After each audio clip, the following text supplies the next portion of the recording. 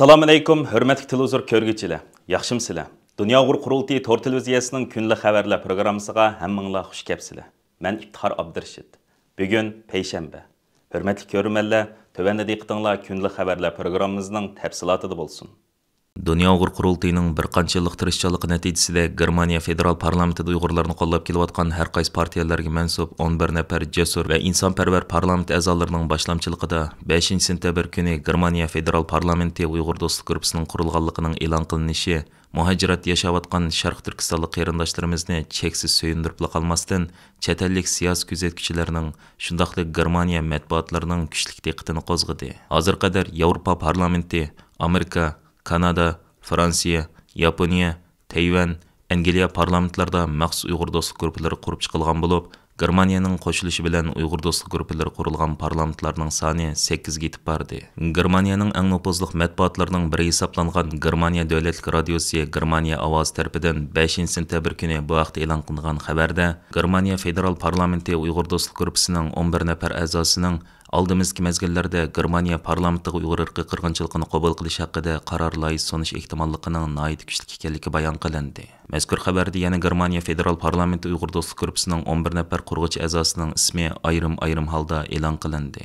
Ular tövendikilerden ibaret. Sosyal Demokrat Partiyasidan Darya Türk Naxbauer, Lena Vena ve Metin Hakverdi, Liberal Demokrat Partiyasidan Peter Hayt ve Ulrich Lehte, Yeşiller Partiyasidan Boris Miyatovich ve Lama Kaddo, Hakimiyet beşideki Hristiyan Birlik Partiyasidan Norbert Altenkamp, Hristiyan Demokrat Partiyasidan Elizabeth Winkelmeyer ve Michael Brandt ve ahırsıda tarafsız parlament a'zosi Sonya Ayxveda. Bu 11 nafar parlament a'zosi ichida Uyg'ur do'stlik guruhining qo'sh raisligini Germaniya Hür Demokratlar Partiyasiga mansub parlament a'zosi Peter Hayt apandi bilan Germaniya Sosyal Demokrat Partiyasiga mansub parlament a'zosi Darya Naxbauer xonim o'z ustiga oldi. Germaniya matbuotlarida Germaniya Federal Parlamenti Uyg'ur do'stlik guruhining qurilishi bilan Germaniya hukumati va Germaniya Federal Parlamentining Uyg'ur masalasiga bo'lgan sezgirligining yana oshadiganligi bayon qilindi. Bu munosabat bilan bugun stansimizning maxsus ziyoratini qabul qilgan Dunyo Uyg'ur Qurultayining muavin raisi, strategiya mutaxassisi Dr. Erkin Akram apandim Germaniya Federal Parlamenti Uyg'ur do'stlik guruhining qurilishining strategiyalik ahamiyati haqidagi qarashlarini bayon qilib mundaq dedi. Başta bu hizmetini kılgan ve şundakla German milletvekillerini tebrikleymen. Mübarek olsun. Çünkü bu Germanya, Japonya digendek devletlerde bundak bir teşkilatını teşkil kılış onda asan emesemdi. Asan boğan yerlerde aslında asan boğmayvadıdı. Şununla tebrikleymen. Bununki ekmiyetliği kelsek hamdi. Xitay şu Şərq Türkistan davasını terörist hareketi deb anlatıp kelgan. Ve nurgun devletlerime muşundaq kögenlerime bağımdım. Bundaq bir dostluk grubunun kuruluşu Xitay'nın ki bu terörist degen Vietnam çaplaş hareketiga bir karşılık bergen buludu. Yani Uygurlarının ki ilip bir vatkan davasının haqlıq bir dava boğanlığını bir yerde kösetken buldu. İkinciden bu hazırkı mevcut kelgen vaziyette kazangan bu futuhluklarını tekimi mukumlaştırış cette muhim tarafı var. Çünkü bazı kazangan neslerini vaziyet özgergenden keyin özgürlük kılış mümkün. Ama bunda dostluk grubunun ki mevcut buluşu ve devam buluşu davanı devam kılışı cette naydı onay bir imkan yaratkan buludu. Yani birisi bu davanı tekimi yükseltpelge apırış için ve meclisinin yolu ile hükümetke bizim şiltiş cetten digende ve bu halkırada bolsun ve Germaniyada bolsun gün tertipini yartış ve bu davanın mevcut boğanlığını köztüş için cettime bundak bir dostluk grubuma muyum. Hem de bu dostluk gruplar yalnızla bir Germaniya demez, nurgun devletlerinin ki dostluk gruplarını bir yerge çıkan vaxtıda onun ki küçüme hele bir tesir dairesi kengeydi, küçüydü. Shuningga bundaq xalqaradagi siyosiy kuchlarni bundaq foydalanish jihatda nayta muhim ahamiyatlari bor deb o'ylayman. BDT Xalqaro Əmgək Təşkilatının bir vəkillər ömüge ötken hafta Amerika və bəzi qərb parlamentləri tərəfindən irqi qırğınçılıq yüz beriyotidi. Uyğur məcburi əmgəyi keng umumlaşqan deb qaralayotgan Şərq Türkistanda tuyuqsiz ziyoratda bo'lgan. Oldin ala e'lon qilinmagan va jimjit ilib berilgan bu tuyuqsiz ziyorat sobiq BDT kishilik huquq oliy komissari Michel Bacheletning 2022-yili 5-oyda Sharq Turkistonga ilib borgan talash tortishdagi ziyoratidan buyon tunji qitim BDTga tava bir tashkilot vakillarining mazkur rayonda qayta ziyorati bo'lishi hisoblanadi.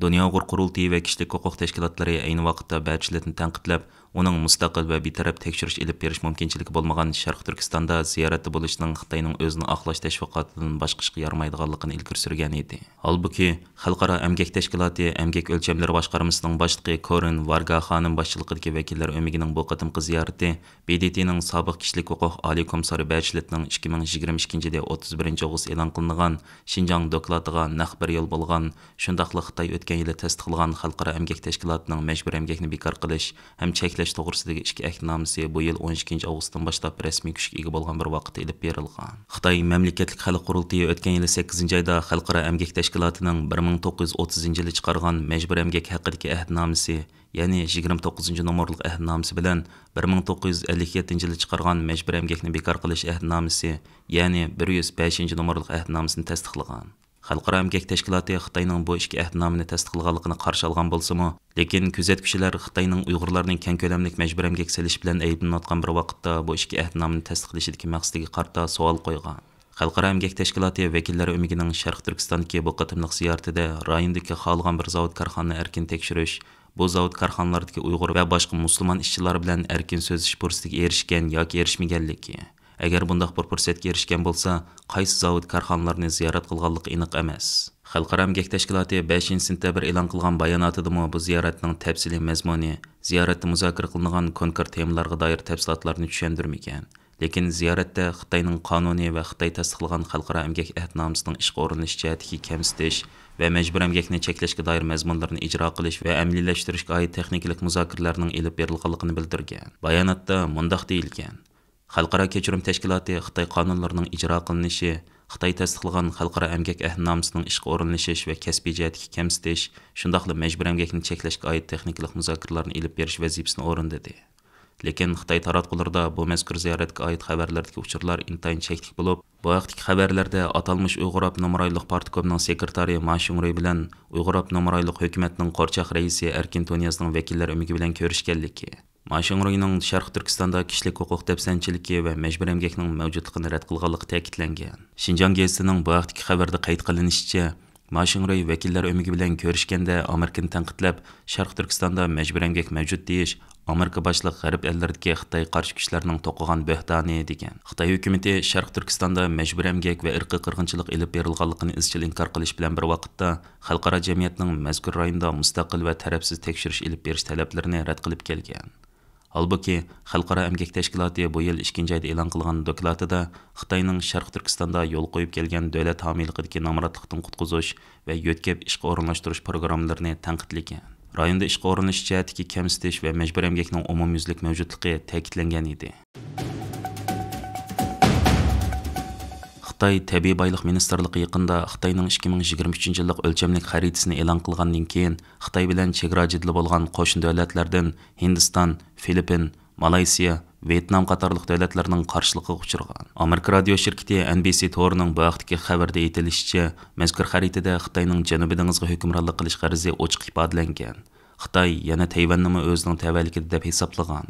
Janubiy dengiz strategik ahamiyati muhim bo'lgan savdo-iqtisodiy rayoni bo'lib, Malayziya, Filippin, Vietnam qatorliq davlatlar Xitoyning bu xaritasiga qarshi bayonot e'lon qilgan va uni rad qilgan. Filippin tashqi ishlar ministri Xitoyning Filippin taqim orollarini o'zining qilmoqchi bo'lib olganligini, buning xalqaro qonunda hech qanday asos yo'qligini bildirgan. Tayvan tashqi ishlar ministerligi Tayvanning hargiz Xitoyning bir qismi emasligini ta'kidlagan. Xitoyning bu xaritasida yana Hindistonning Arunachal Pradesh viloyati, Xitoyning Hindistondan talishayotgan Aqsoychin egizligi va Himalaya tog' tizmasining g'arbiy qismi qatorliqlar Xitoyga tava qilib olingan. Yarnamlari Xitoychaga o'zgartirilgan. Hindiston Tashqi ishlar ministrligi bu xaritaga qarshi inkas bildirib, Xitoy raisi Xi Jinping bilan Hindiston bosh ministri Modi oldingi hafta ikki davlat munosabatini kuchaytirish to'g'riliq suhbatlashgan edi.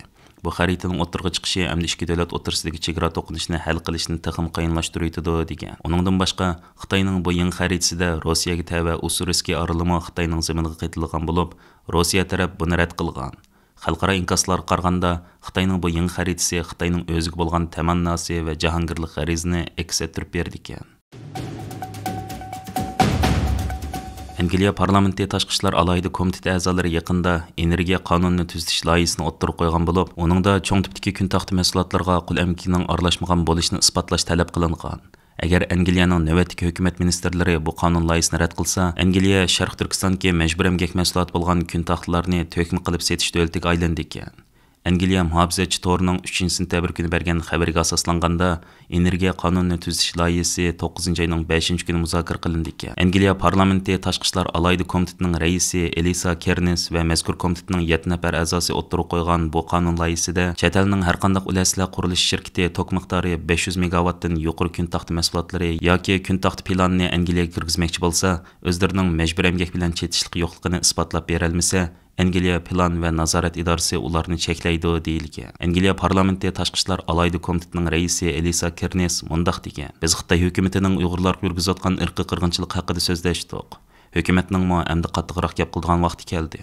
Ular bu qatim energiya qonunini tuzitish loyihasini ma'qullash orqali davlatning muhim ulaslar qurilishining ochiq-oshkora bo'lishi va majbur emgakning ta'siriga uchirmagan bo'lishiga kapolatlik qilsa bo'ladi." Ma'lum bo'lishicha, Sharq Turkiston hozir kun taxti mahsulotlarining halqili xam ashyos bo'lgan kristallik silitsiy bazasi bo'lib, dunyo umumiy zapasining 35%dan 40%gacha egallaydi ekan.